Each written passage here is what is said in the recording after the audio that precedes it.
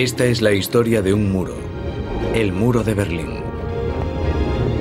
Es la historia de su construcción, de los métodos que una dictadura usó para mantener a sus ciudadanos atrapados dentro de una especie de cárcel.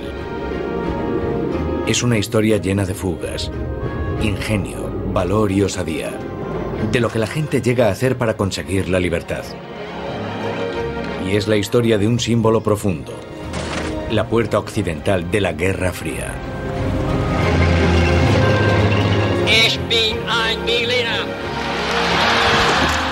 Miles trataron de huir por encima, por debajo, atravesándolo o rodeándolo, intentando salvar las numerosas y peligrosas barreras defensivas del muro. Más de 1000 murieron en el intento. ¿Es okay?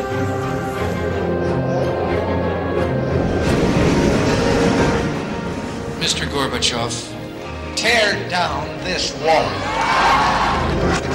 Duró 28 años y cayó tan repentinamente como se erigió.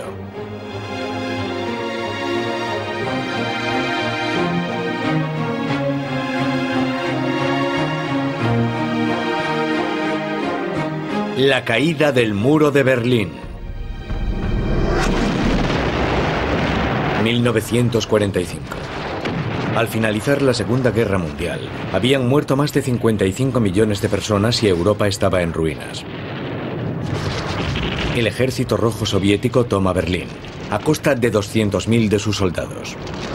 Stalin quiere quedarse con la capital alemana como botín de guerra, pero una vez despejados los escombros, ladrillo a ladrillo, los rusos tienen que compartir Berlín con los aliados occidentales.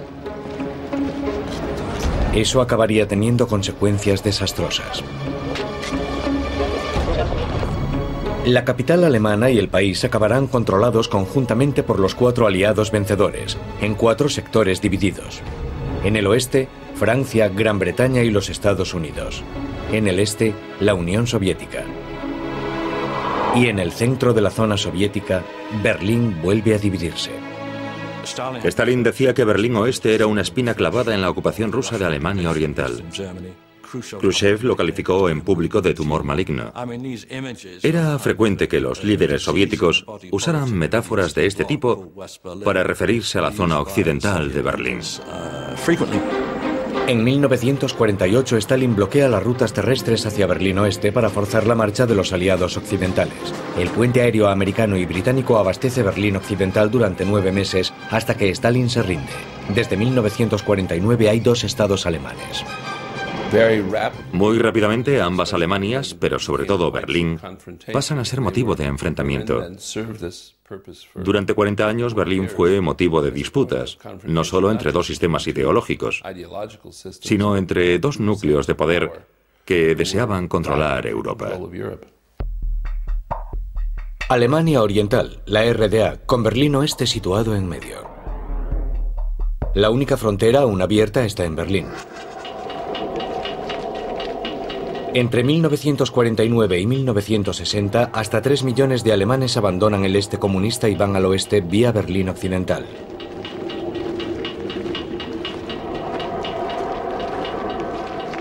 La población germano-oriental está menguando peligrosamente. En 1960 huyeron 200.000. En junio de 1961 huyeron otros 160.000. El país se estaba quedando sin capital humano. La débil economía de Alemania Oriental necesitaba desesperadamente su contingente laboral. Los comunistas temían que la economía se hundiese. Estaba claro que era urgente hacer algo que resolviese el problema de Berlín Oeste. Aún es fácil cruzar de un sector a otro de Berlín con solo mostrar la documentación de identidad. El líder comunista de Alemania Oriental, Walter Ulbricht, necesita una solución permanente. Ulbricht era un hombre muy decidido. Vio el problema y se mostró partidario de levantar una barrera, una valla, un muro, llámele como quiera. Y lo consiguió. Así que entrando ya en el año 1961 en sus viajes a Moscú y también por teléfono, insiste en que esa es la solución, el único modo de resolver el problema. Ulbricht consigue de Moscú, centro del poder soviético, permiso para construir una barrera. Pero cuando le preguntan por su intención en una conferencia de prensa el 15 de junio, miente. Que si hay personas en Alemania Occidental que quieren que pongamos a los obreros de la República Democrática Alemana a construir un muro, nadie tiene intención de construir un muro. En Moscú, el premier soviético Nikita Khrushchev ve la oportunidad para neutralizar a los aliados en Berlín, o incluso para echarlos. Khrushchev dijo que tener Berlín era como poder apretarle los testículos a Occidente cuando le apeteciese, cuando quisiese hacerle daño a Occidente. Creando dificultades en Berlín, fastidiaba a Occidente. Y surge una oportunidad adicional. Khrushchev puede comprobar la determinación del joven presidente estadounidense John Fitzgerald Kennedy. Kennedy dijo, no toquen Berlín Oeste. Y lo que interpreta a Khrushchev, y por supuesto Ulbricht, su camarada germano oriental, es que mientras no violen los derechos que los aliados tienen entonces en Berlín Oeste, estos no harán nada. Y tenían toda la razón. A principios de agosto de 1961, Berlín Oeste está ocupado con la celebración de su Festival de Cine Internacional, totalmente ajeno al desastre que se avecina. El 13 de agosto, cuando nos llamaron en plena noche, quedó claro que pasaba algo. Harold Smith era estadounidense y capitán de tanque en Berlín Oeste. Lo enviaron a echar un vistazo y quizás a hacer algo más. ¿Estarán reparando las carreteras? ¿Para qué quieren todo ese material? Nos acercamos allí, por supuesto.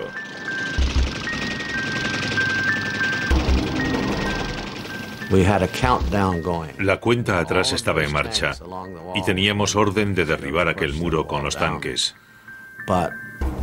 Pero un minuto antes de hacerlo sonó el teléfono. Era el presidente Kennedy. Le dijo al representante del Departamento de Estado, no toquen ese muro. Todo lo que los aliados pueden hacer es observar. Uno de los soldados del lado oriental es Wolfgang Engels. Nos desplegaron en Berlín el 13 de agosto por la mañana temprano. Nos llevaron a Berlín en camión. Como batallón de pioneros, nos encargaron colocar obstáculos para cerrar las calles. 77 cruces este-oeste quedan cerrados dentro de la ciudad. El 13 de agosto empezaron a poner alambradas de espino, con mucho cuidado de mantenerlas siempre dentro de Berlín Este. Nunca hubo incursiones en Berlín Oeste. Ese día, Alemania Oriental cierra Berlín Oeste al mundo exterior. Quedaría aislado durante los siguientes 28 años. Casi ninguno de los soldados de nuestra parte creyó que la frontera pudiese cerrarse por completo.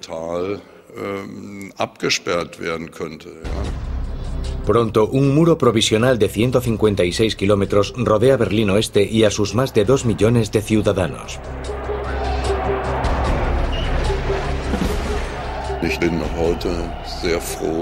Al recordar aquello, me alegro de que no hubiese violencia ni disparos. Los aliados occidentales permiten que ocurra.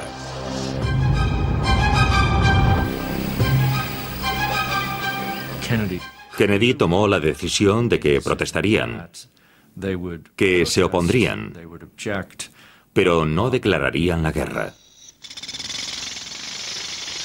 En pocas semanas, una estructura fronteriza más elaborada va abriéndose paso por Berlín, haciendo casi imposible la huida. Torres de vigilancia, un muro de casi 2 metros de altura coronado con alambre de espino, obstáculos de hormigón para detener a los vehículos, una valla trasera y entre ambos una franja fronteriza, un área despejada para disparar. Después empieza la guerra propagandística. Compatriotas alemanes que vestéis el uniforme de la Policía Popular, estáis aquí día y noche guardando las barreras de ladrillo.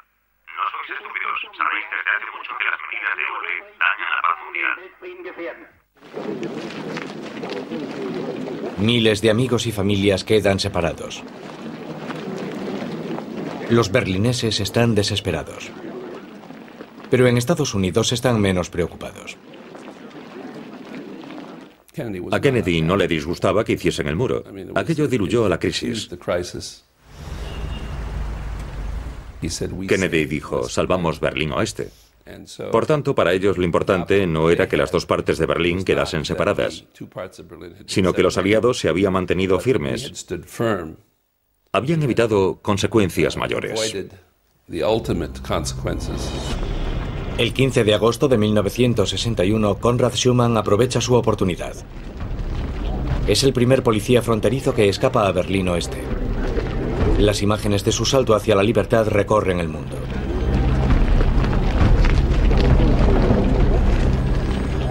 Es uno de los muchos que arriesgan la vida para escapar.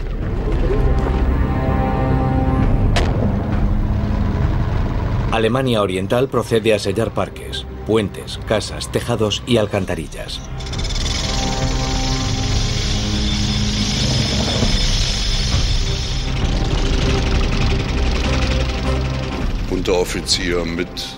Suboficiales y soldados bajaron a las alcantarillas para instalar barreras, y los primeros de los 200 que bajaron desaparecieron. Para los berlineses es un golpe terrible. Roswitha Brosius, aunque solo tenía 16 años, estaba comprometida con Klaus Koppen, de Berlín Oeste. Durante semanas, él le rogó que cruzase al lado oeste. Ahora ya era tarde. Él siempre supo lo que quería. Quiso estar conmigo desde el primer momento y buscaría el modo de conseguirlo.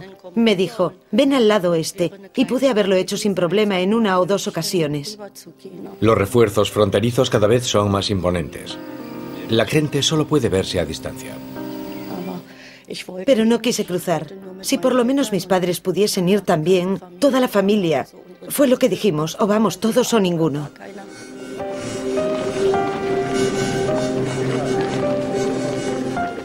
Fue una desilusión, pero nadie sabía cómo acabaría la cosa, qué iba a pasar. Nadie imaginaba que la frontera iba a ser tan enorme. Pero Klaus ya estaba ideando un plan para rescatar a Roswitha. Solo esperaba el momento idóneo. Y no sería nada fácil. El Checkpoint Charlie. Hoy es una atracción turística, pero antaño fue el cruce fronterizo más famoso y concurrido de Berlín. El epicentro de la Guerra Fría. Los aliados deben asegurarse de que permanece abierto, pero los germano-orientales les ponen trabas para cruzarlo. En octubre de 1961 aún seguíamos luchando por tener mejor acceso. A un diplomático estadounidense le impidieron pasar a Berlín Oriental y la tensión fue creciendo. Para los estadounidenses es una cuestión de principios. Se niegan a reconocer a Alemania Oriental como Estado. Se negaron a que representantes armados de nuestro Estado comprobasen sus pases, porque no tienen relaciones diplomáticas con nuestro Estado.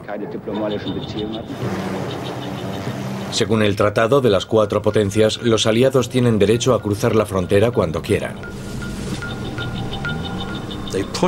Los obligaron a dejarlos pasar. Entraron en Berlín Este, dieron un paseo corto en coche y regresaron. Y ese fue el momento en que surgió una verdadera crisis este-oeste en la lucha por Berlín. Los soviéticos llevan vehículos blindados al Checkpoint Charlie. Los estadounidenses no tardan en responder. Nos dijeron, volved al muro, están llegando tanques rusos. Los tanques americanos corren hacia el Checkpoint Charlie.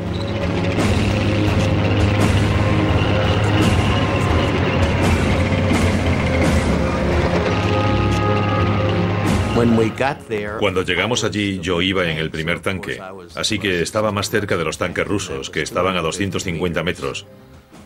Demasiado cerca para apuntar con el cañón.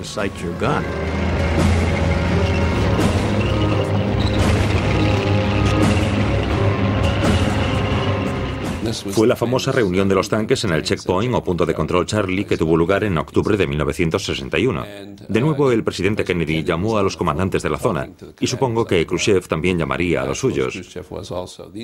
Aquellos tanques estaban armados y listos para disparar.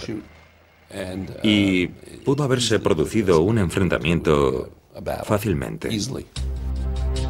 Harold Smith pasa 12 horas en primera línea de este desafío entre este y oeste.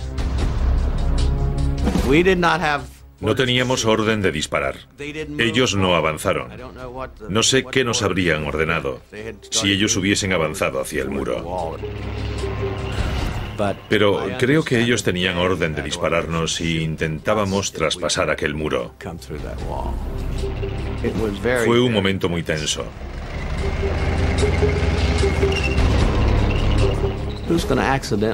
Mi mayor temor era que alguien disparase por accidente, que se le escapase un disparo. Y creo que con eso habría empezado la Tercera Guerra Mundial. Permanecen frente a frente 16 horas. Todo se solucionó discretamente en segundo plano, por supuesto. Ni Khrushchev ni Kennedy querían una guerra por este tema. Fue una jugarreta de Ulbricht. Él es el hombre débil que juega fuerte, porque todo el mundo lo necesita para sobrevivir. Al final Khrushchev lo desautorizó y le dijo a Ulbricht que ya bastaba de juegos. Ambos bandos hallaron el modo de quedar bien, los tanques se retiraron, y en ese momento, 28-29 de octubre de 1961, la crisis de Berlín quedó superada. Pero el muro sigue separando a miles de personas, como a Klaus Koppen y su prometida Roswitha. Klaus tiene un plan para sacarla de Berlín Este.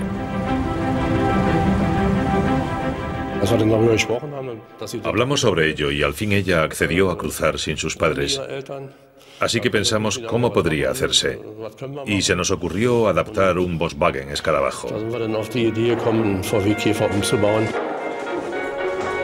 Con su pasaporte de Alemania Oeste, Klaus puede entrar en coche en Berlín Oriental. Retirando el tanque de la gasolina del coche, queda sitio para una persona.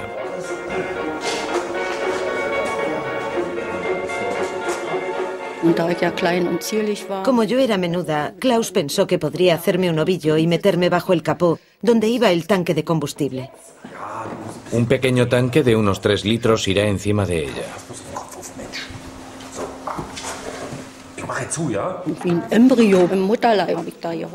Yo iba como un embrión en el útero. Había muy poco espacio, pero no me importó mucho, era flexible y menuda. 10 de febrero. El camino hacia la libertad. Iría muy incómoda, pero sería un viaje de solo 15 minutos y luego 10 más en la frontera. Y si aguantaba, todo saldría bien. Mientras nadie revisara a fondo el coche.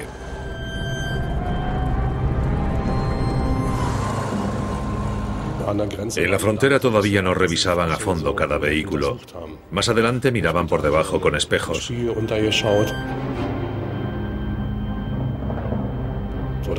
Metían una varilla flexible dentro de los tanques de combustible para comprobar su profundidad y si llevaba gasolina o no. Pero por entonces no estaban tan avanzados.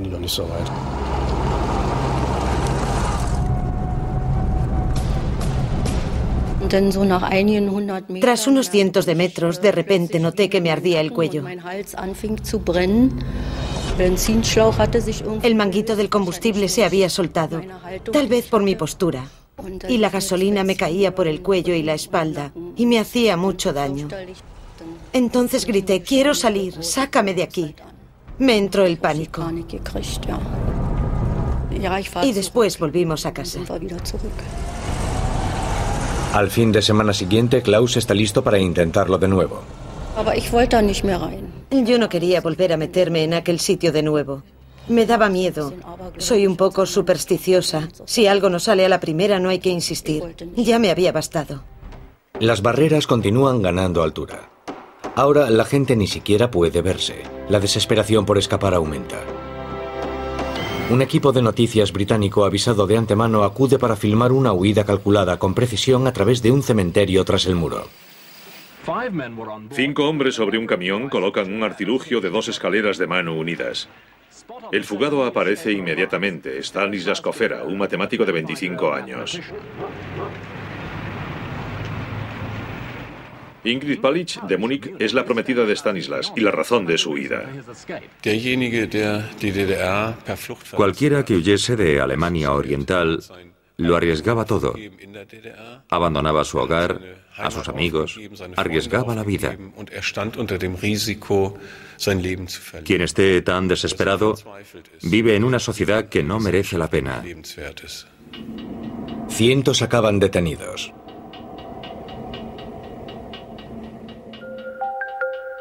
...17 de agosto de 1962... A Peter Fetcher, de 18 años, le disparan cuando intenta escapar. Pide ayuda durante casi una hora. Los guardias del este no hacen nada, mientras él se desangra. Cuando mataban a alguien por intentar cruzar el muro, era una derrota propagandística para el gobierno germano oriental. En los 12 primeros meses de la barrera, más de 20 fugados hallan la muerte en el muro.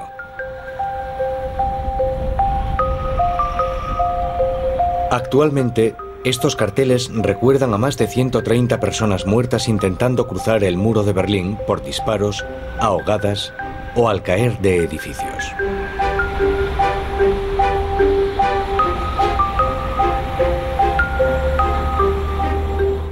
Los guardas fronterizos siempre tenían orden de disparar a los que huían. Pero en septiembre de 1961, tras la construcción del muro, Erich Honecker dijo: el muro, la frontera, debe hacerse con una zona de tiro despejada, para poder aniquilar a los que violen nuestra frontera. Los edificios cercanos al muro se demolieron para facilitar la localización de los fugados. No solo en Berlín. Toda la frontera entre los dos estados alemanes se refuerza ahora enormemente para que sea tan impenetrable como el muro de Berlín. Se hace una zona muerta que separa las dos naciones alemanas. Esta aldea, dividida a la mitad, se llama Moldareut. Los de la zona la llaman el Pequeño Berlín.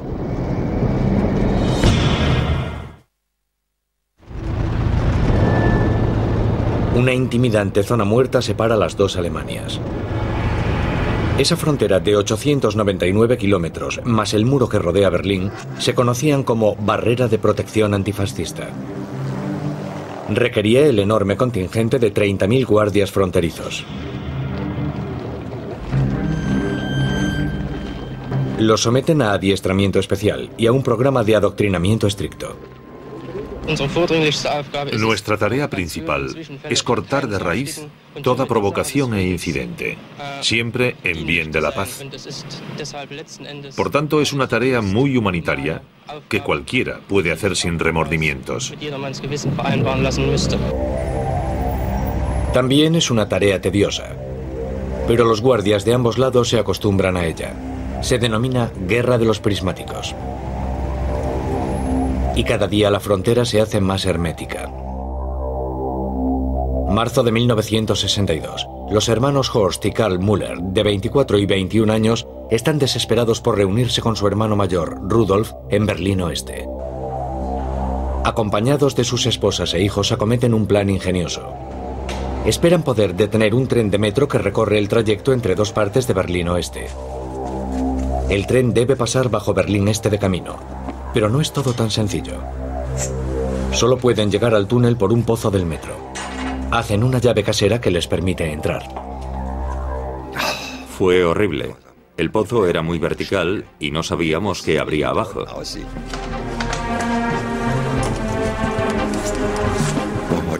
Horst fue el primero en bajar para ver qué pasaba. Tenía que inspeccionar el terreno y si me encontraba con algún policía debía librarme de él. El pozo está desierto.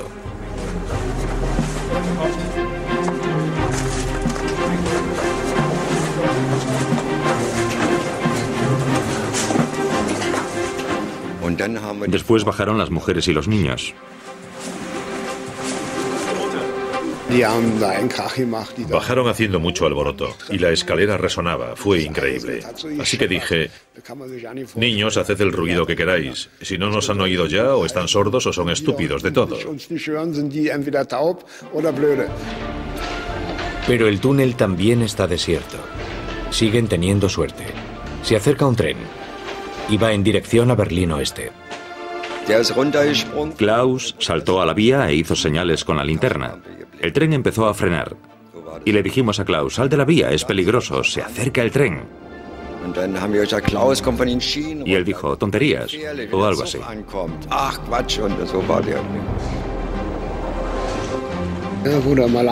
El tren fue aminorando y se detuvo. Imagínese, todo el miedo que tenía se evaporó. Ya podíamos subir al tren.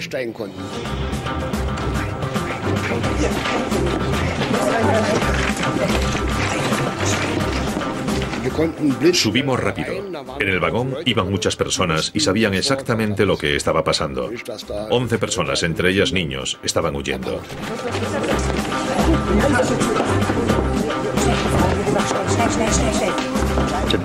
Fue todo muy rápido. Los occidentales nos ayudaron a subir y nos sentaron, pero no juntos, sino uno aquí y otro allí, todos en sitios separados.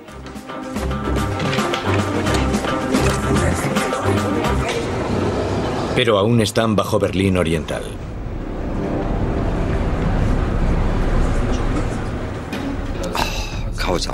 Fue horrible. Fueron los peores minutos de mi vida. No sabíamos cómo acabaría aquello. Aún faltaban 5 estaciones para llegar a la parte occidental. El tren pasó muy despacio por ellas y vimos a los policías en los andenes. Fue terrible, rogábamos que no se diesen cuenta de nada, pero no pararon el tren.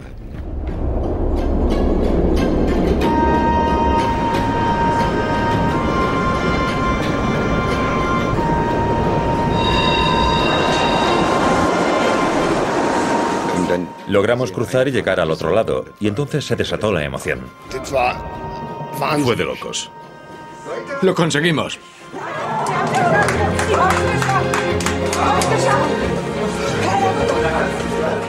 Todos los del tren saltaron y nos abrazaron, y gritamos de alegría. Fue maravilloso.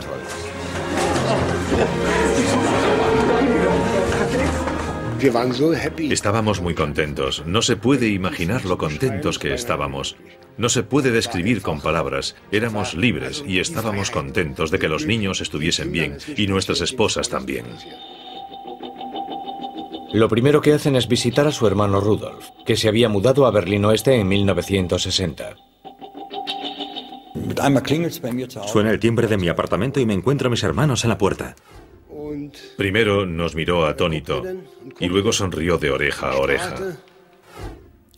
Me quedé perplejo y pensé, no puede ser verdad. ¿Ha venido también mi mujer? No hacía más que mirar. No pudimos llevarnos a su mujer. La estaban vigilando todo el tiempo. La casa estaba bajo vigilancia todos los días. Se ponían delante de ella y la vigilaban. Cuando se erigió el muro, Rudolf ya había escapado a Berlín Oeste. Su esposa Trauchen y sus 2 hijos iban a huir también. Pero cada mes que pasaba, la esperanza de la reunión menguaba. Desde entonces, Rudolf busca el modo de sacarlos de allí sin éxito. No es fácil sorprender a Rudy, pero se quedó boquiabierto.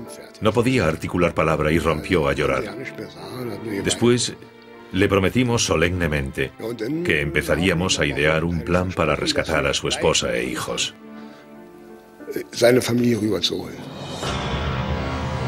No sería nada sencillo.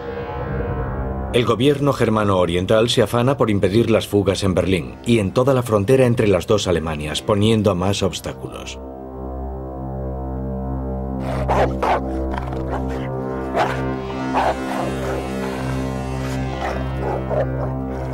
Y también ofrece incentivos a los guardias. El miembro del comité central encargado de la seguridad en los años 60 era Erich Honecker.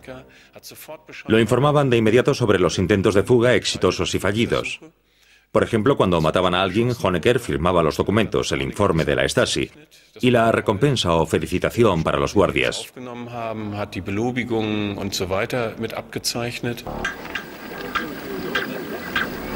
Pero no se trata de una frontera nacional normal. Los guardias del lado occidental también son alemanes.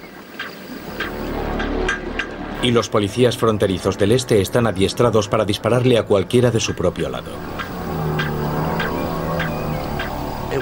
Era un verdadero problema para el gobierno de Alemania Oriental, así que el adoctrinamiento era riguroso y la disciplina férrea.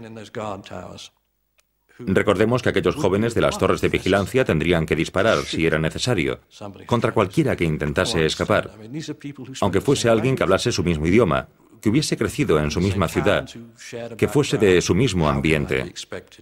¿Cómo pueden esperar de mí que dispare contra mi primo Gunther?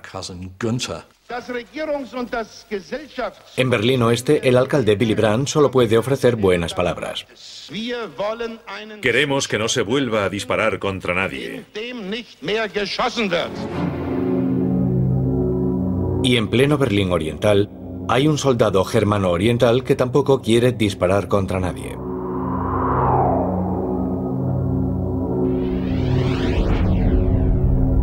En realidad, Wolfgang Engels quiere escapar.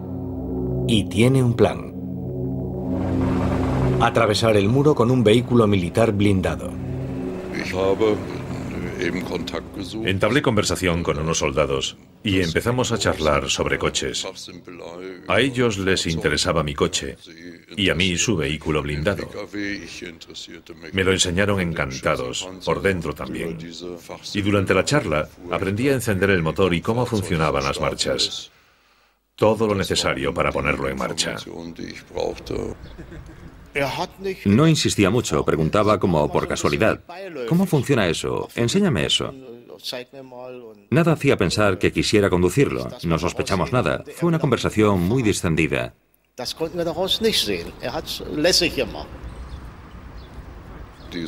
Los soldados y sus oficiales se fueron a cenar y yo me quedé por allí. Dije que tenía cosas que hacer. Y en cuanto se marcharon, me subí al vehículo, encendí el motor y me puse en marcha. 17 de abril, 5 de la tarde.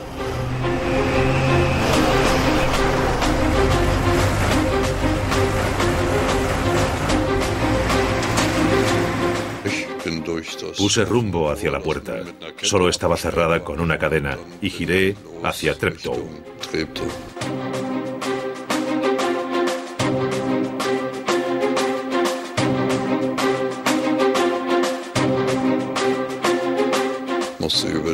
Tuve que ir por la Stalinale y llegué al único semáforo que por entonces estaba controlado por un policía desde una garita.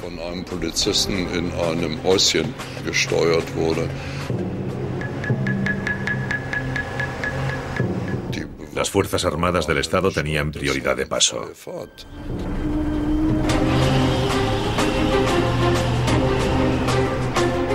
«20 kilómetros para la libertad». Ahora lo están siguiendo. La suerte está echada.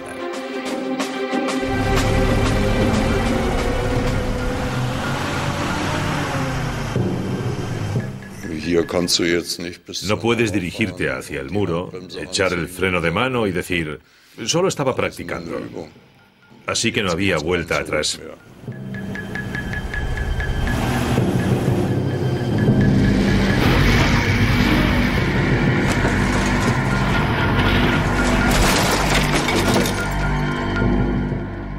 El vehículo aún estaba en Berlín Oriental, en esa parte del muro.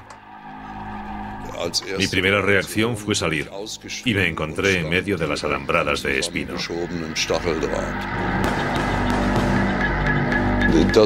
Podría decirse que se siente uno bastante agitado en una situación así. Tenía el nivel de adrenalina hasta aquí.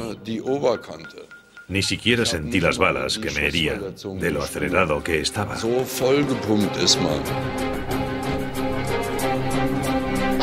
Está malherido. Unos alemanes occidentales acuden en su ayuda.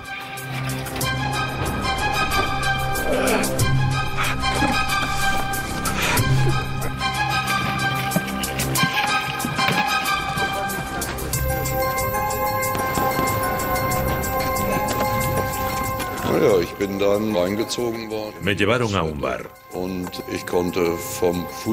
y desde el suelo vi etiquetas en las botellas que solo conocía por anuncios. De ese modo supe que estaba en Berlín Oeste. Y ahora está en la lista negra de Berlín Este. por robo, deserción y deterioro de una propiedad estatal. Wolfgang Engels tiene una bala en la espalda, los brazos y las piernas arañados por el alambre de espino, pero es feliz, salvo por un detalle. Su madre, una comunista comprometida que vive en el este, lo califica de traidor.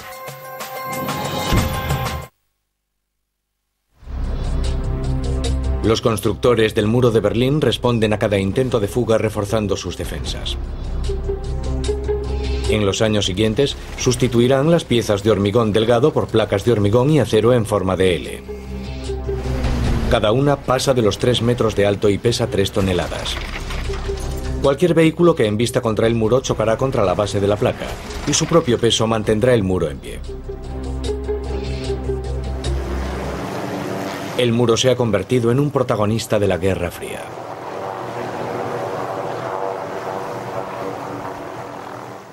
La verdad es que fue un factor estabilizante de la situación de Centroeuropa durante principios de los años 60 y permitió que el temor a la guerra, que existía en Alemania desde 1945, cuando acabó dividida en 2 partes, fuese desapareciendo poco a poco.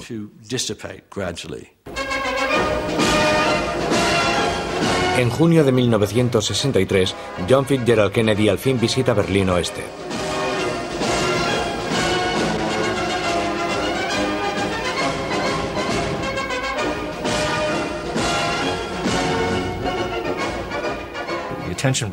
Berlín ya no suscitaba atención y Kennedy hizo que la recuperase con su famoso discurso, con su visita, que tuvo un enorme apoyo popular en la ciudad.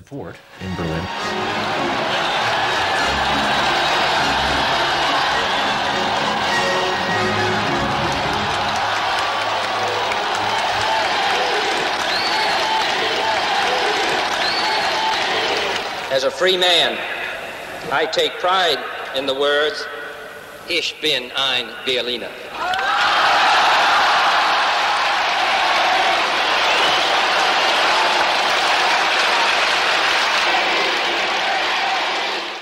Para la historia de Berlín y del muro, la visita de Kennedy fue muy importante, simbólica, y les dice a los berlineses que Estados Unidos los apoyará.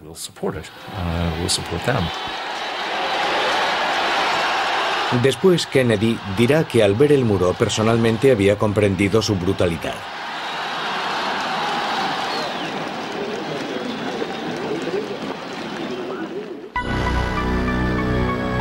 Esa brutalidad queda cruelmente patente meses antes en el medio de Berlín.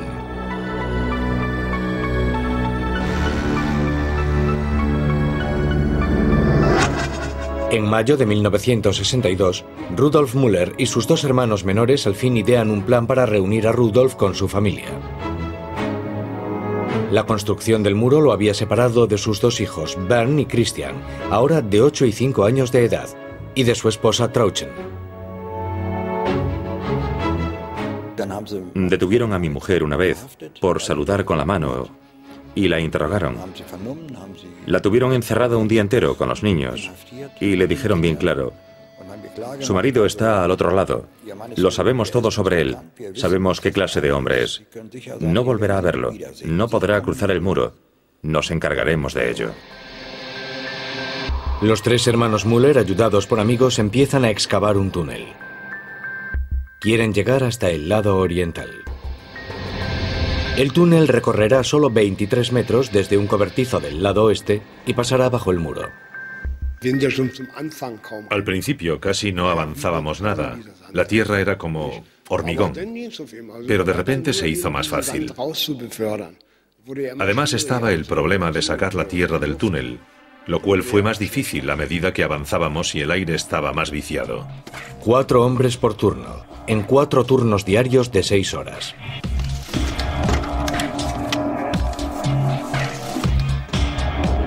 Empiezan a excavar desde un solar en construcción y trabajan a solo 2,5 metros bajo los guardias fronterizos, así que deben trabajar en silencio.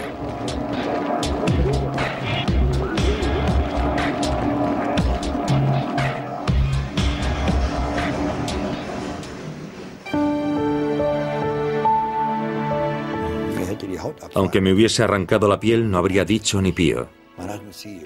Tenía un objetivo. Cada momento que excavaba pensaba en mi familia.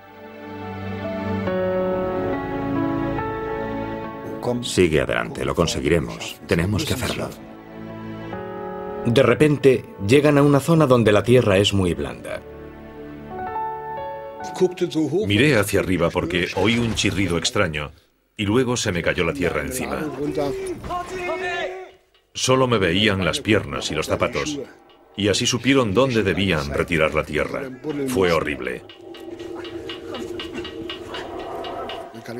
Ya había pasado un verdadero infierno, pero no quería quedarme atrapado bajo la tierra. Fue horrible. Aún me cuesta hablar de eso. Lo pasé mal.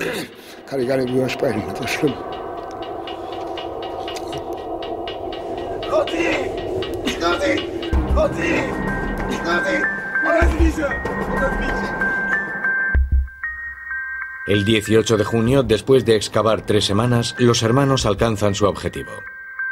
Rudy dijo: venga, haz un agujero, tenemos que salir. Así que empujé fuerte hacia arriba y al fin el terreno cedió.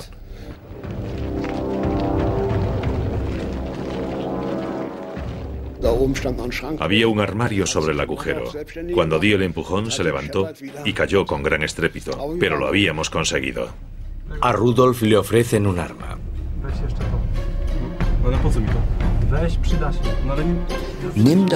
Llévatela. Los guardias se ponen nerviosos y disparan enseguida. Necesitas algo para defenderte o te encerrarán para siempre. Cogí la pistola y me la metí en el cinturón.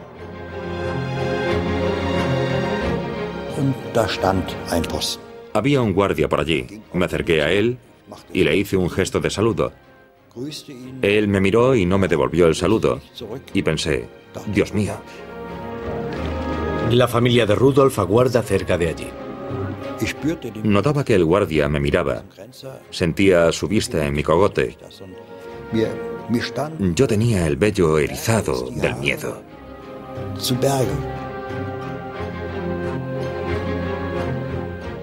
El guardia ya debía de sospechar algo, estaba alerta. Y después de un rato, Rudy volvió con su familia.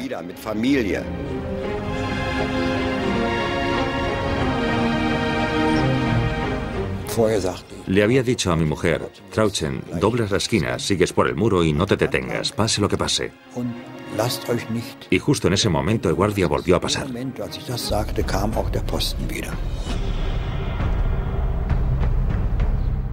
¡Alto! ¡Alto! Yo me detuve, los otros siguieron andando un poco. Dije: no haga tonterías, acaba de verme, vamos a una fiesta de cumpleaños. Lo dije en tono tranquilo, como hablamos en Berlín. Pero el guardia no me escuchaba, estaba nervioso. Se le veía en la cara. Estaba muy nervioso. Dijo: que la mujer y los niños se detengan. Levantó la metralleta y yo pensé: se acabó. Va a disparar. Estoy seguro de que si hubiera disparado, los habría matado a todos. Cogí la pistola, apunté hacia el guardia y apreté el gatillo. Ocurrió todo al mismo tiempo. Rudy le disparó al guardia en defensa propia y un policía de la torre de vigilancia también empezó a disparar. Y de repente el guardia se desplomó. Me entró el pánico y grité: ¡corred, corred, corred! La familia se echó a correr, la mujer y los niños, y el policía de la torre disparaba contra los niños. Vi que las balas daban en el suelo. Y después entraron en el agujero. Gracias a Dios entramos todos. Yo fui el último. Después vinieron los guardias corriendo. Me pareció que solo habían tardado unos segundos y al momento empezaron a disparar dentro del sótano, al interior del túnel. Los fugados tienen suerte. La forma del túnel los protege de las balas.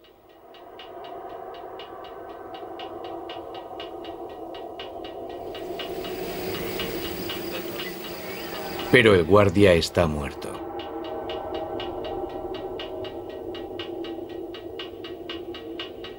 En ese momento no hubo nada de qué alegrarse. Me sentí muy mal. En Alemania Oriental, Reinhold Hund se convierte en un mártir. El joven guardia fronterizo tenía 21 años cuando cayó víctima de las balas del asesino.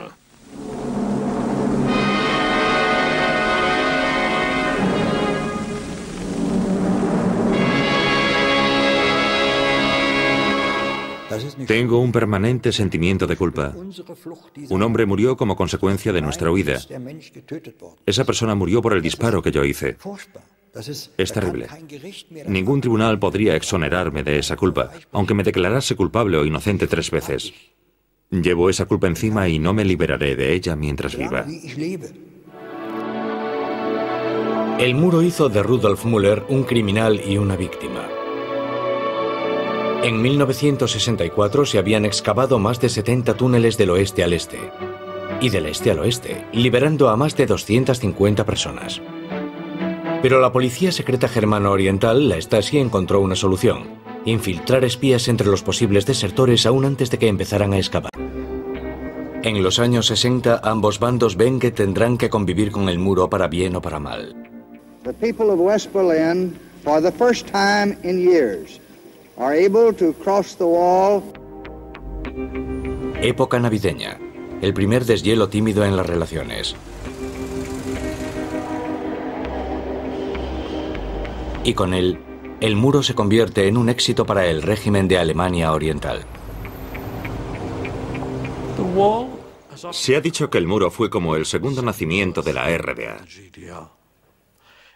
Le dio al Estado la oportunidad de estabilizarse y de ver qué podía hacer por la gente, qué tipo de vida podría darle al pueblo.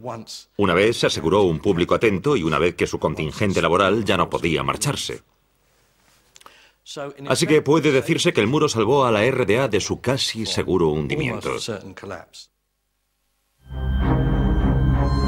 En 1961, Alemania Oriental selló sus fronteras con alambradas y hormigón para salvarse del hundimiento económico. Durante 10 años, reforzó esa frontera contra las fugas cada vez más osadas.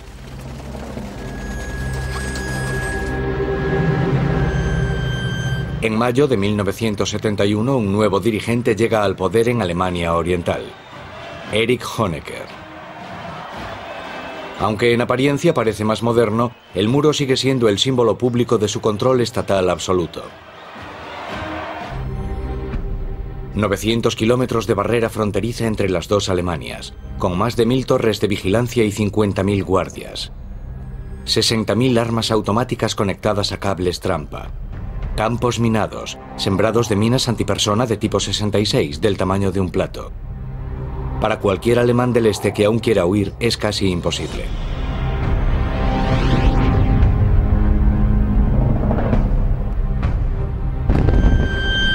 Y la Guerra Fría se está caldeando. En la década de 1970, la Unión Soviética instala misiles nucleares en Alemania Oriental. Los estadounidenses planean hacer lo mismo en Alemania Occidental. Muy pocos políticos de Alemania Occidental pensaron que Alemania llegaría a reunificarse en un futuro cercano.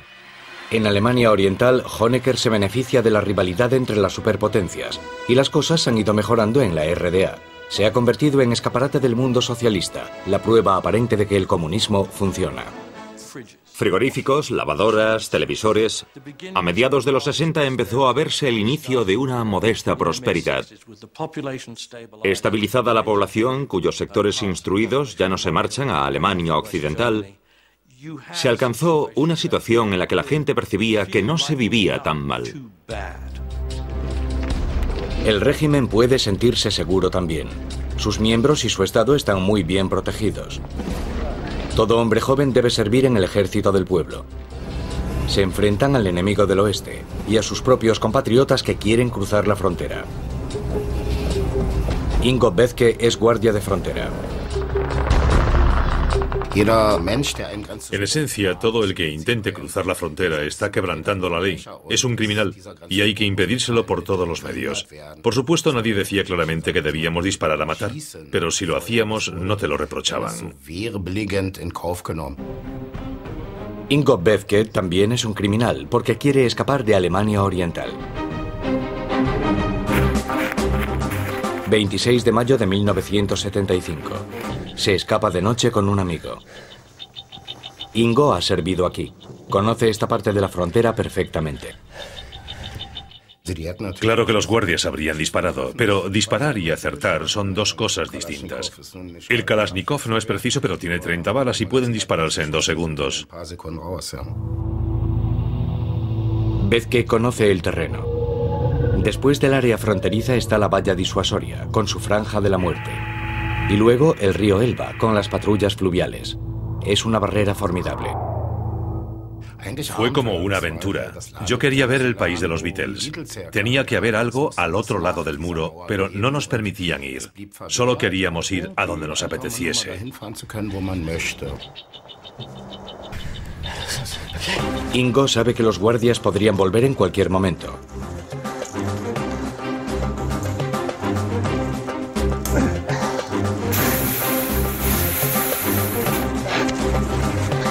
Ahora llegan al siguiente obstáculo, el campo de minas.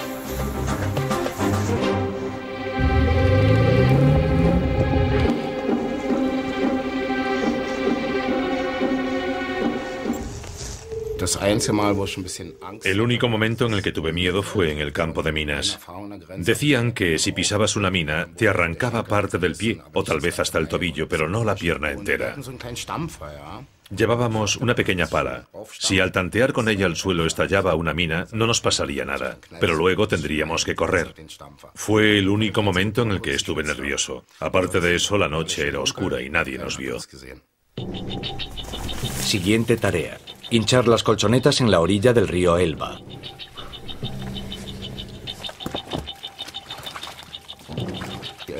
El Elba tiene una corriente muy fuerte. A los nadadores los arrastra de inmediato. Hay remolinos y todo el mundo les tiene miedo.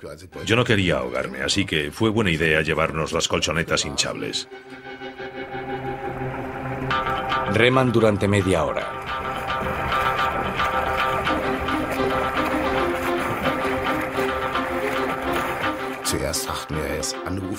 Al principio pensamos que nunca conseguiríamos llegar a la otra orilla. Estaba oscuro, remamos como locos y de pronto llegamos. Vimos un vehículo de aduanas delante de nosotros, saludamos y nos dijeron: ¿de dónde vienen? ¿No hace algo de frío para bañarse? Y nosotros dijimos: sí, hace frío, pero acabamos de huir de la RDA. Nos llevaron a su caseta de guardia y nos dieron bebida caliente y comida. Tuvimos suerte, porque todo salió bien. La mayoría de los fugados acaban detenidos y encarcelados, y algunos muertos. Ingo Vezke fue de los pocos que lo lograron cruzando el Elba. La familia Vezke. Ingo ha dejado 2 hermanos atrás, y también intentará rescatarlos. Para cualquier unidad de guardia, una fuga exitosa es una humillación. Cada caso se investiga y el dispositivo se refuerza constantemente. En este momento, estos son los obstáculos para impedir escalar el muro. La torre de vigilancia, el muro trasero, la rejilla de clavos, la valla de alambre de espino electrificada,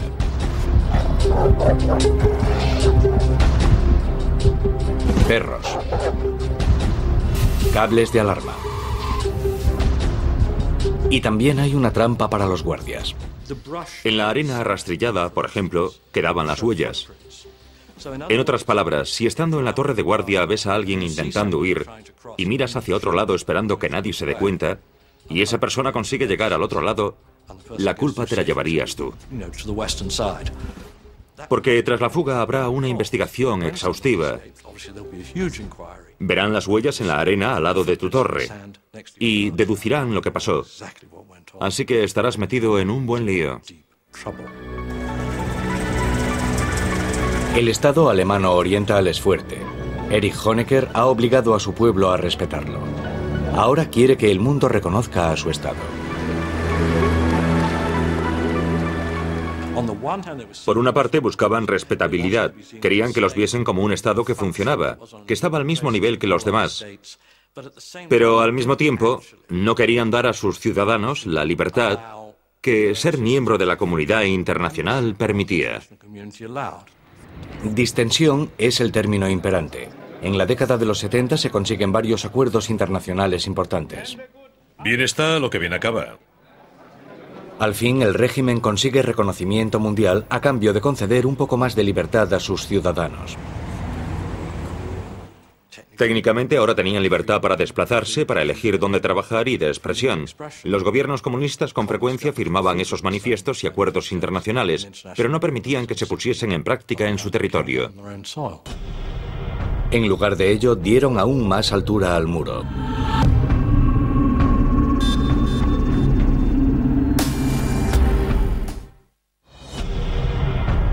En Berlín Este, el líder comunista Erich Honecker está completando la siguiente fase del muro. Más alto, más ancho y más temible. Porque todavía logran escapar 1000 personas cada año. Ese muro se hace para que sea permanente, intimidante y mortífero. Colocan planchas de hormigón de 3 toneladas en forma de L, coronadas por un cilindro de hormigón que es imposible de aferrar. La mayoría ha abandonado la idea de escapar, pero no todos. No podía viajar a donde quería ni decir lo que quería. Si contabas un chiste político podías acabar en la cárcel. Así de sencillo. Peter Strelczyk vive en Turingia, a 48 kilómetros de la frontera. Es ingeniero y también inventor. Sabe que a ras de suelo el muro es impenetrable. Pero idea una solución ingeniosa y osada. Un globo que llevará a su familia por encima de la frontera. Un globo de gas sería mejor porque no se vería la llama, pero ¿dónde consigues oxígeno o helio? Solo nos quedaba la opción del aire caliente. Tendrán que recorrer 32 kilómetros, desde Lobenstein, en Alemania Oriental, hasta cruzar la frontera. 3 de julio. Estábamos listos para despegar. El quemador había calentado el aire y entonces empecé a sentirme algo agobiado.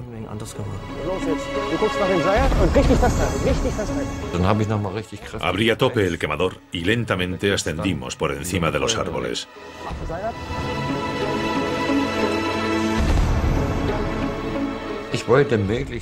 Quería elevarme lo máximo posible, porque temía que nos disparasen los guardias.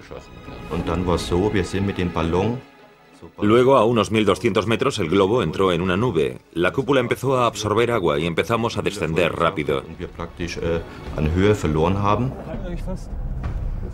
Acaban aterrizando en un bosque. ¿Pero dónde? No sabíamos si estábamos en Alemania Occidental o en la Oriental. Entonces ven algunos indicios decepcionantes. Nunca lo olvidaré. Había una caja sobre el tocón de un árbol con muchos cables. Me pregunté si sería una alarma o tal vez una metralleta automática. Es una prueba segura de que aún están en el lado oriental de la frontera. Entonces rompimos a llorar. Estábamos tan cerca, solo faltaban 200 metros, pero aún estábamos allí. Nada había cambiado. Abandonan el globo, que luego descubre un policía germano oriental fuera de servicio.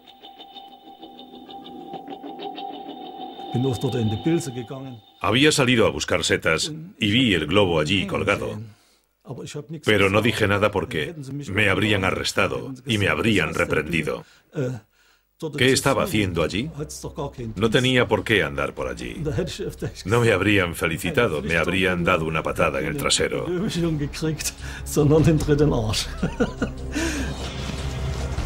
17 días después, la Stasi encuentra el globo. Al guardia Egon Matasik, ahora de servicio, le ordenan vigilar el lugar. Me ordenaron cerrar el lugar del crimen y pude examinar muy bien el globo.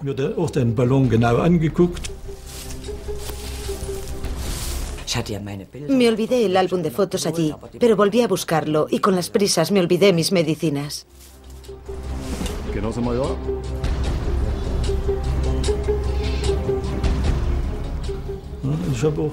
Vi que los de la Stasi anotaban los números para ver si podían averiguar quiénes eran los responsables.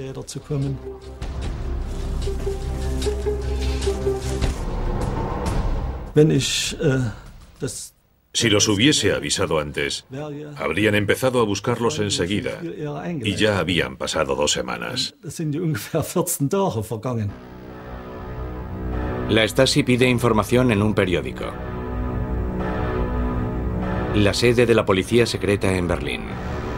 Aquí llega cantidad de información, pero nada se filtra al exterior. Los intentos de fuga son mala cosa. Aquí trabajan miles de personas para impedirlos. Hay que cortar las fugas de raíz. No queremos que se mate a más gente cruzando el muro y para empezar no queremos que se acerquen al muro. De ahí la enorme expansión de la Stasi, que pasa a ser la policía secreta quizás más numerosa del mundo. Y en muchos sentidos, por desgracia, la de mayor éxito de la historia. Elaboran informes secretos sobre cada intento de fuga, cada declaración antigubernamental, cada pequeño detalle. Mientras tanto, la Stasi sigue el rastro de las pistas. La tela del globo, las medicinas, una llave inglesa. Es solo cuestión de tiempo que los lleven hasta los Strelzig. Cuando un coche pasaba por delante de casa, rezaba para que no fuese la policía. Pasábamos mucho miedo. Pero están decididos a hacer otro globo lo antes posible. Y otra familia, los Wetzel, los acompañará. Ahora serán 4 adultos y 4 niños.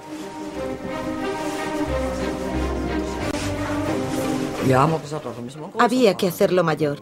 Ahora seríamos 4 más. Había que comprar la tela y había que empezar todo de nuevo.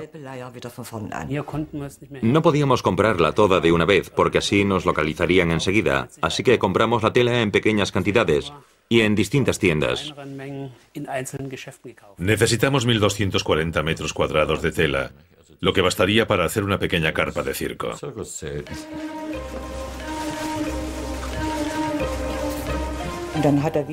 Empezamos a coser en nuestro dormitorio día y noche, sin descanso. Cosen cada momento libre durante 6 semanas.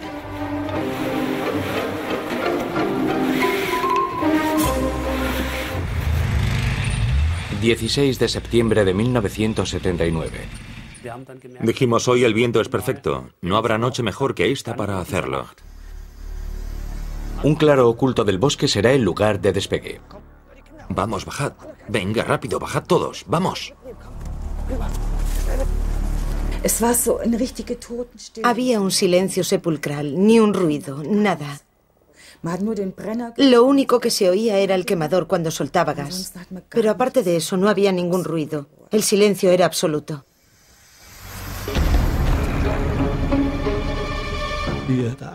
Al poco de despegar, los guardias del puesto de control ven el globo. De repente vi que hacia donde nos dirigíamos había luces de reflectores.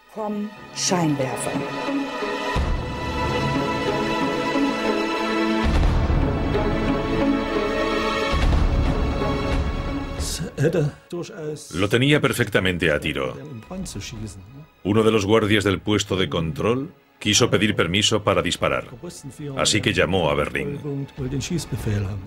Le dieron el permiso.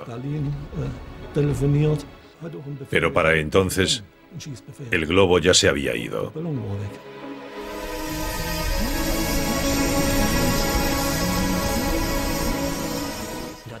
Luego el quemador empezó a fallar, porque el gas se había acabado.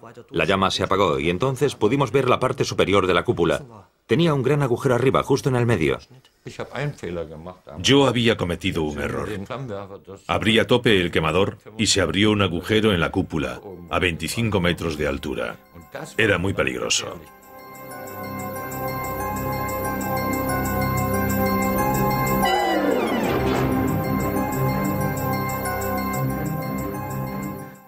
Desde ese momento empezamos a descender. Ya no podíamos calentar el aire. Por suerte el globo era algo mayor de lo necesario, así que actuó como un paracaídas, y eso ralentizó la caída.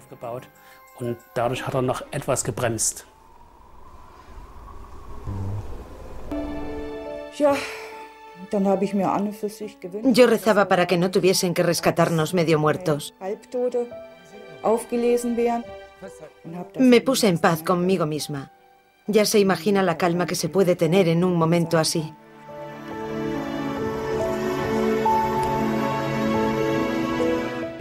Iluminé alrededor con la linterna y vi la cima de los abetos acercándose a nosotros. Y luego oí un crujido. La primera vez nos llevó 34 minutos y la segunda solo 28 minutos. Por eso pensé que esta vez tampoco lo habíamos logrado.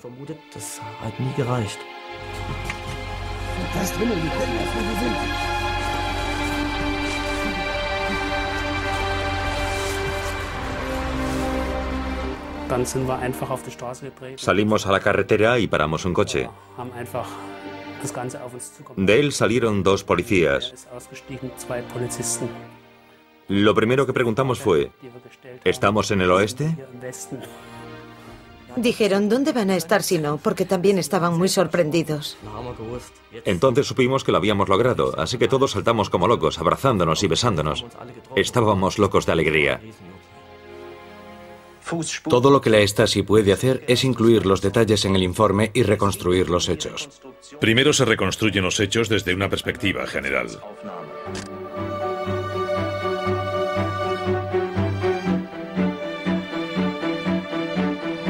La fuga de la familia Strelczyk sale en la prensa del mundo entero.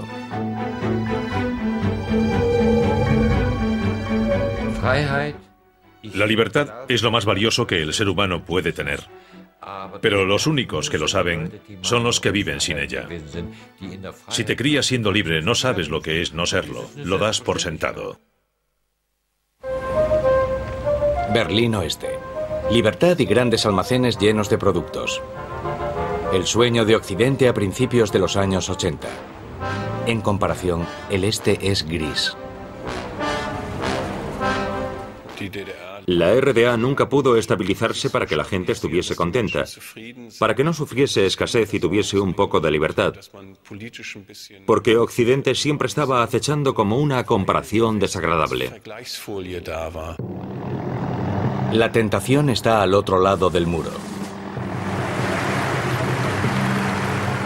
Entretanto, Alemania Oriental celebra su 30º aniversario. El este ofrece desfiles, ceremonias y familiaridad.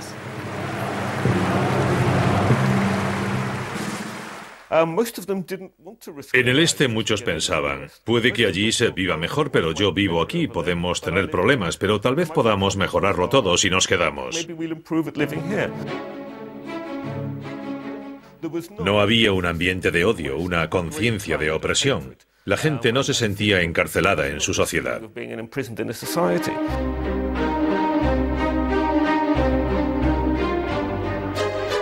Pero había una cosa que sí odiaban.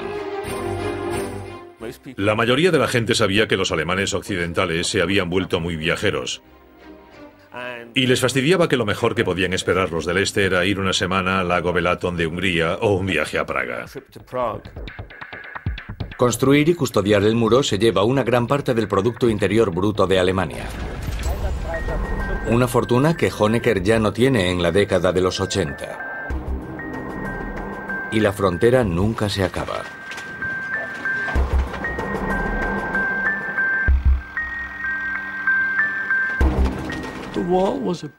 El muro era una carga enorme para un país que a menudo sufría financieramente. Pudo costar hasta 1.000 millones anuales mantenerlo durante los 28 años siguientes. 1.000 millones de marcos alemanes, 511 millones de euros anuales. Y aún así no puede impedir que se fugue la gente.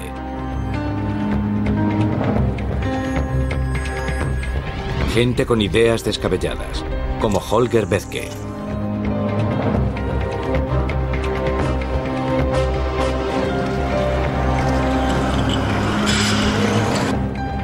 La familia Bethke. El hermano mayor, Ingo, cruzó el río a nado en pos de la libertad. 8 años después, su hermano menor, Holger, quiere reunirse con él en el oeste. Nos pusimos el equipo de operarios de mantenimiento y mono de trabajo. Acoplamos una regla a un arco para que pareciese una varilla medidora y enrollamos un cable de acero en un gran carrete, como si fuésemos a trabajar en aquel edificio. Si alguien nos veía en la escalera camino del desván, podíamos decirle que estábamos trabajando allí.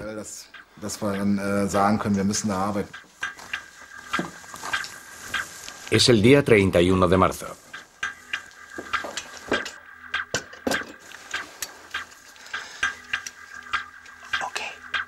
Holger disparará, mientras su hermano Ingo espera en la parte oeste para recoger la flecha y la cuerda.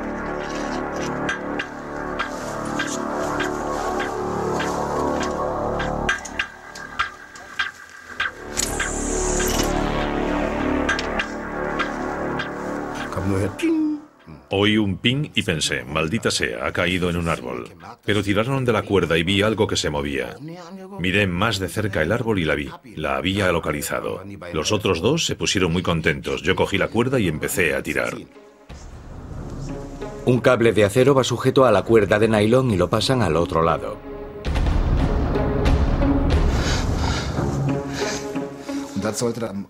El plan era atarlo al coche y tensarlo, porque así resbalaríamos mejor por él.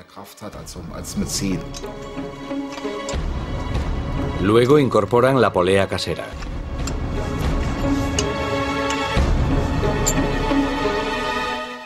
No sé si miré hacia abajo. Creo que estaba tan nervioso que solo miré hacia adelante pensando, tienes que conseguirlo, tienes que conseguirlo. Espero que nadie dispare, que no se den cuenta.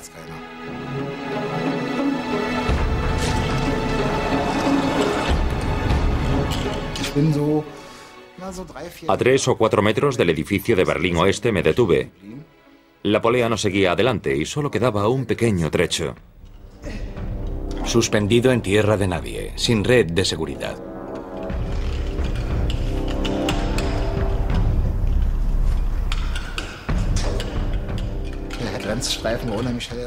La franja de la frontera estaba muy iluminada. Había focos cada 10 o 15 metros que iluminaban hacia abajo. Así que si miraban hacia arriba desde la torre de vigilancia, verían un resplandor blanco y es probable que no viesen nada más. Desde luego esperábamos que aquellas luces potentes nos ayudasen un poco a que no nos viesen enseguida, porque estábamos justo encima de ellos. Y entonces vi a mi compañero que venía rodando cara a mí. Al fin lo habíamos conseguido, estábamos en el oeste. Encontraron un punto ciego entre dos torres. Después los germano-orientales hicieron una nueva torre para asegurarse de que aquello no volviese a ocurrir. Podría decirse que hicieron una torre en recuerdo de mi hermano. El muro. Para unos cuantos artistas es el mayor lienzo del mundo, la galería del lado oriental. Visto desde el oeste está tan concurrido como Berlín Occidental, una atracción turística que separa dos mundos.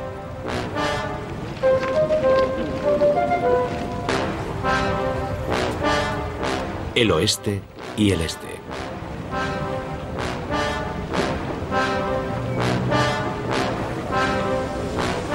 Erich Honecker sigue hablando maravillas de su república.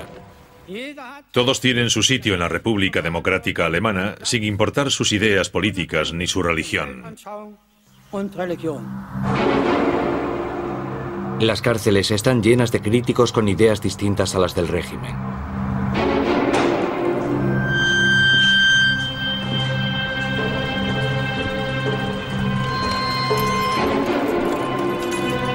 ¿Qué puede hacer un Estado cuando le sobran disidentes y está en bancarrota?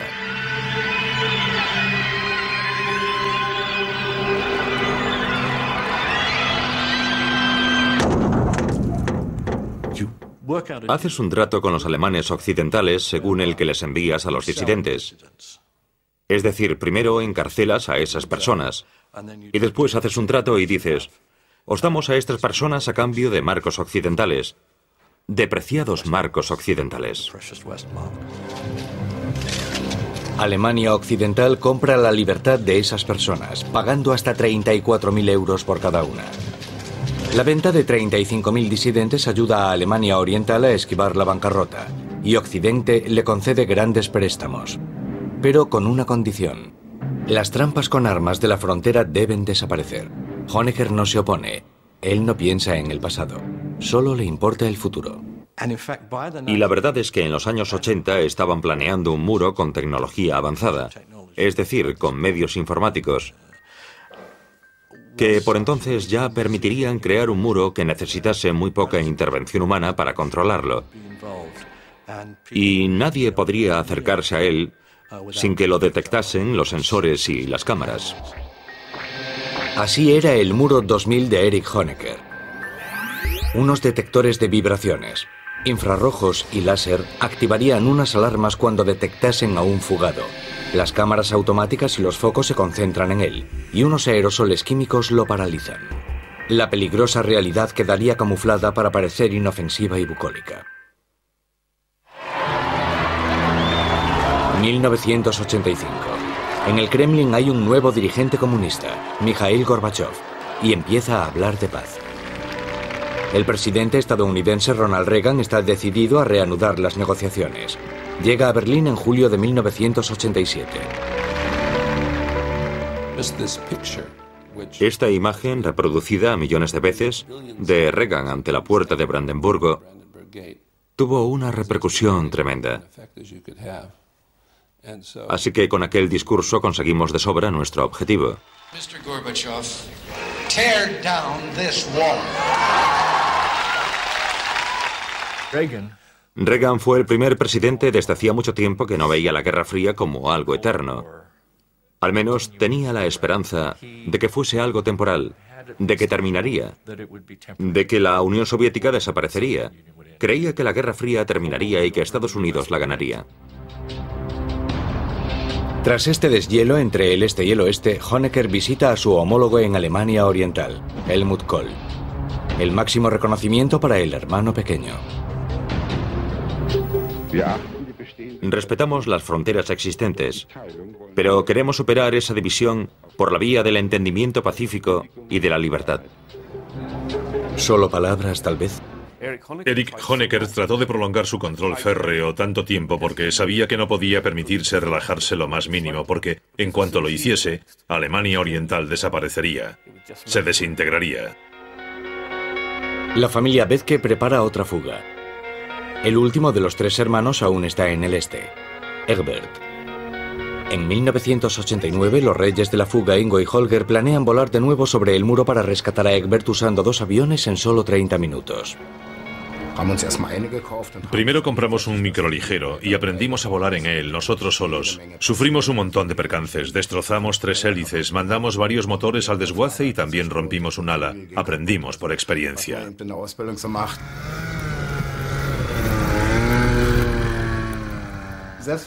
Aunque siguiesen reforzando el muro y lo hiciesen más alto, siempre habría gente que querría cruzarlo. Uno de los aviones aterrizará en el Parque Treptow, en Berlín Este, y recogerá a su hermano Egbert, mientras que el otro patrullará desde el aire. Su hermano accede. La idea me pareció estupenda. Volar sobre el muro, aterrizar y después escapar volando. Me parecía convincente, me gustó. Pensaron en todos los detalles. Pegamos estrellas rojas bajo las alas y otra en la parte trasera. Esperábamos que eso nos diese ventaja al sorprender a los guardias fronterizos. Sabían que los guardias fronterizos no pueden disparar contra objetivos en vuelo sin permiso. Así que pensamos, un guardia nos ve a las 4 de la mañana, llama al jefe de su compañía y lo saca de la cama, y este llama al jefe del batallón, que a su vez llama a los rusos. Y la cosa se va dilatando. Hasta que alguien devuelve la llamada y para entonces ya nos habremos ido. 26 de mayo de 1989, en un campo deportivo de Berlín Oeste. Llevamos el camión hasta el campo y a medianoche empezamos a descargar los aviones. Los habíamos montado y desmontado tantas veces que ya lo hacíamos sin problema.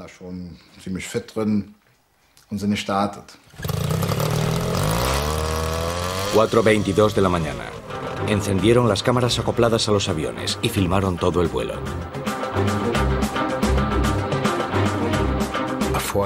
Estábamos nerviosos, pero en cuanto despegamos, los nervios desaparecieron, aunque estábamos muy tensos. Yo tuve que levantar el visor porque no veía nada, estaba muy oscuro.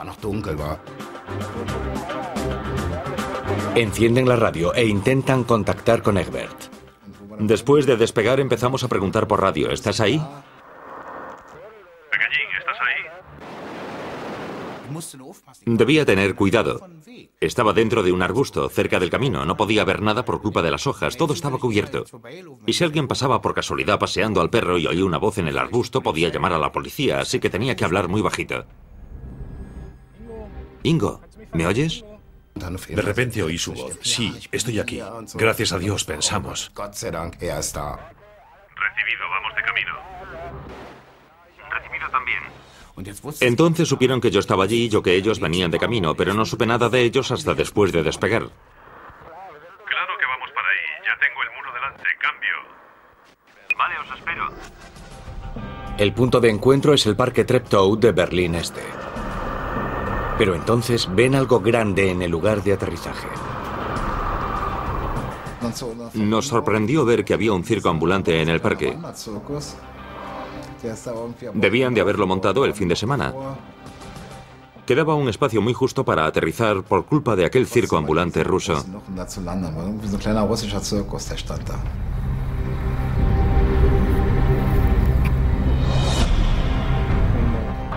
He aterrizado más atrás. Ingo, creo que ya te veo. ¿Cuándo debo salir? Aterricé donde pude, al final del campo.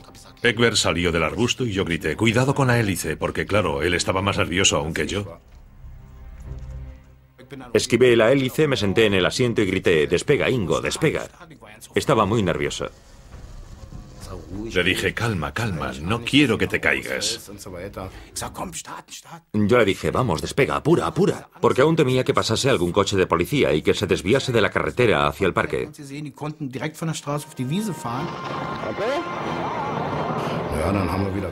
Entonces cogí potencia y despegamos de nuevo. Los árboles se acercaban más y más, porque ahora éramos dos, y por entonces yo pesaba 80 kilos.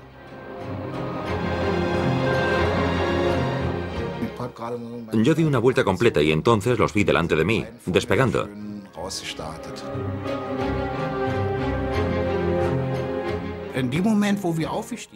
Cuando despegamos, pensé en mis amigos, en mis padres, y sentí tristeza. Me alegré mucho cuando nos íbamos elevando, rumbo a la libertad. Pero también fue triste, porque por entonces tenías que pensar que no volverías a ver a los que habías dejado. 3 hermanos reunidos sobrevolando Berlín. Pensamos, ahora que lo hemos conseguido, nada puede salir mal. Egg iba a bordo. No tenía miedo de que nos estrellásemos ni de que nos disparasen. Vimos a los guardias fronterizos que miraban hacia arriba. Nos miraban mientras informaban de la fuga, pero ¿qué podían hacer? Éramos rusos.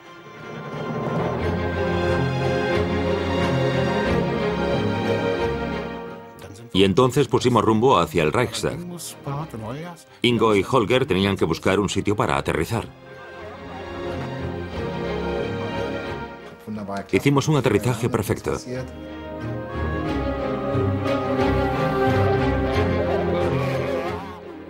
llegado, lo conseguimos. Yo estaba tan contento y eufórico que me puse de rodillas, besé el suelo y dije, gracias a Dios que lo conseguimos. Fue estupendo. Era feliz. 7 de octubre, 40º aniversario de Alemania Oriental. Por lo que respecta al secretario general comunista Erich Honecker, el país seguirá existiendo eternamente. Pero el premier soviético Mikhail Gorbachev piensa algo distinto. Planea reformas. La gente gritaba, Gorbi, sálvanos. Y creo que ahí fue cuando la presión existente dentro de Alemania Oriental se encontró con el movimiento de reforma interior del Partido Comunista. Y llegó el momento decisivo en el que de pronto se vio claro que las bayonetas rusas no iban a salvar a Honecker. Aseguramos a nuestros amigos del mundo entero que el socialismo en suelo alemán, en la patria de Marx y Engels, descansa sobre cimientos indestructibles. Grundlagen steht. Honecker se resistía tercamente a cambiar, no le interesaban nada las reformas y creía que el régimen era sólido. Cada vez se alejaba más de la realidad. Porque en el resto de Europa del Este, en Polonia, Checoslovaquia y Hungría, las fronteras se están abriendo. La valla electrificada entre Hungría y Austria se desmonta. De repente, los viajeros de la Alemania Oriental pueden salir sin problema.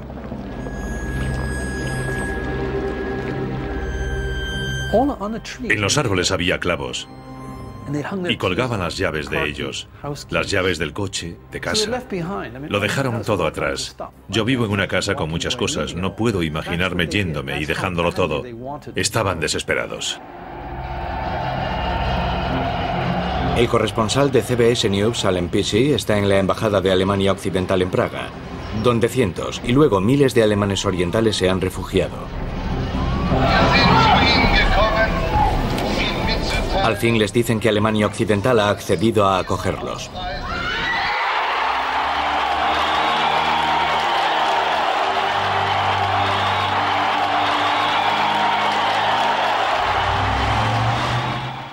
Lo he conseguido. Solo puedo decir que soy un hombre libre.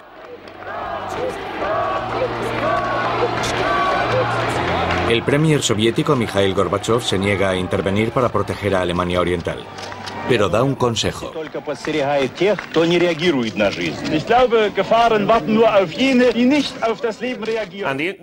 Nada habría ocurrido en Alemania Oriental ni en la mayor parte de Europa del Este si no fuese por la llegada al poder de Gorbachev. Él fue el primero en decir, no vamos a enviar los tanques. Pero el régimen de Honecker no se rinde.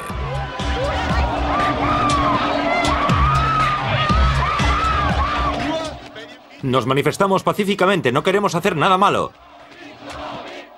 Fue la mayor manifestación que habían hecho en su historia y al verlos pensé, están aquí, no podrán detener esto, no podrán impedir que la gente hable, ni que se reúna, y la gente no tiene miedo de reunirse. Se ha terminado. Las autoridades han perdido el control por completo. El genio ha salido de la botella, la pasta de dientes se ha salido del tubo, o como quiera expresarlo. El portavoz del Politburó germano-oriental, Günter Schabowski, anuncia el 9 de noviembre de 1989 que por primera vez los ciudadanos germano-orientales pueden viajar libremente al extranjero. Un periodista le pregunta que cuándo, y él contesta de inmediato.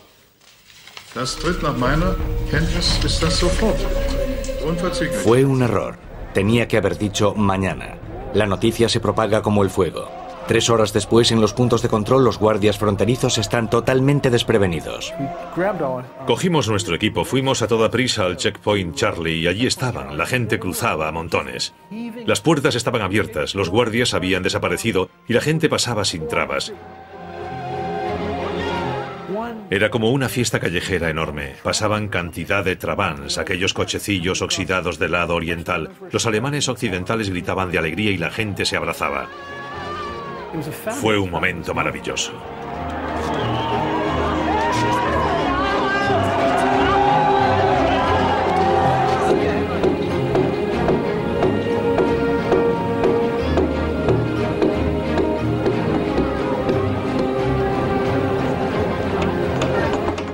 Si alguien me hubiera dicho que viviría para ver caer ese maldito muro, le habría dicho que estaba loco.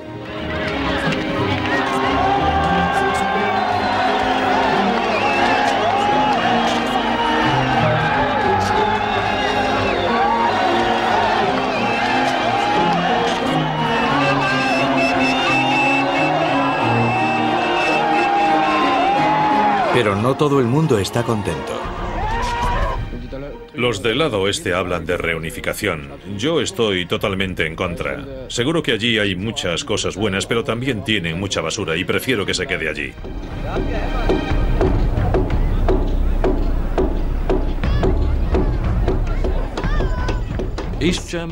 Alemania Oriental desapareció como si hubiese sido un sueño desagradable. Y lo que más me fascina de ese lugar es que antaño parecía artificial, y ahora desapareció como el humo en cuestión de unos meses.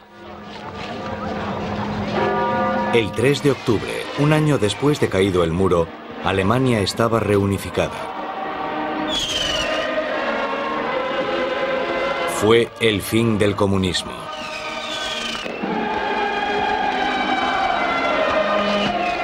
Durante los 28 años que existió el muro, al menos 40.000 personas escaparon cruzando la frontera hacia el oeste.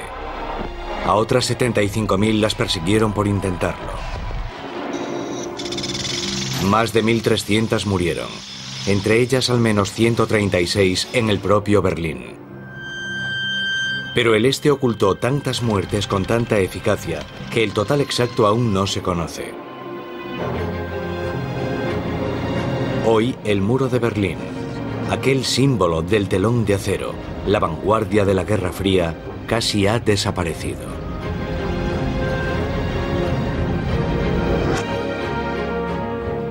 Hay restos de él en museos de todo el mundo. Algunos fragmentos acabaron como recuerdos turísticos, pero la mayor parte del hormigón y el acero que integraba el muro se recicló para ayudar a reconstruir Alemania, antaño un país dividido.